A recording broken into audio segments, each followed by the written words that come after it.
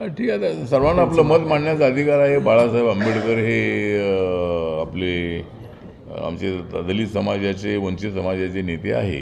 ते सगळ्यांना आपली मतं मांडण्याचा अधिकार आहे. माझं मत असं आहे की अशा पद्धतीचा नक्षलवाद संपुष्टात आणण्यासाठी हा कायदा आवश्यक होता.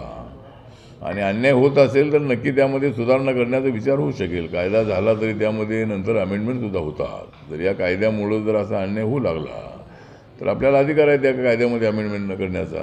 पार्लमेंटमध्ये जे कायदे होतात त्यामध्ये अमेंडमेंट होतात आणि अनेक वेळेला त्यामध्ये सगळ्यांचं ऐकून त्यामध्ये अनेक सुधारणा होतात.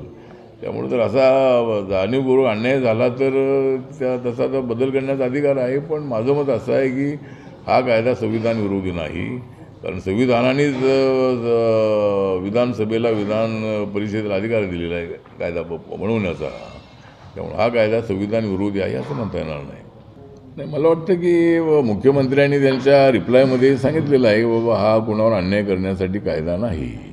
फक्त एवढंच आहे की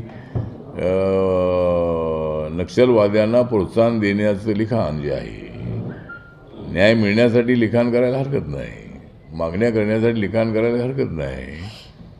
पण अनेक वेळेला शहरामध्ये राहणारे लोक त्यांना पाठिंबा देतात, पण इनडायरेक्ट त्यांचा पाठिंबा असतो.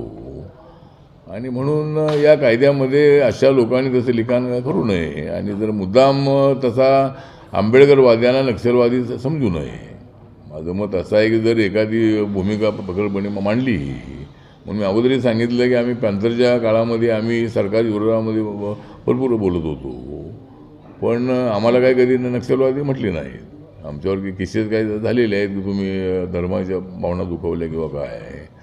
पण आता आमची भूमिका रिपब्लिकन पक्षाची अशी आहे की सर्व धर्मांना न्याय देणारी भूमिका ही RPIची आहे. बाबासाहेबांचं संविधान हे सर्वांसाठी आहे. त्यामुळं जरी एकाला धर्माला पटत नाही तर तुम्ही सोडा, पण बळजबरीनं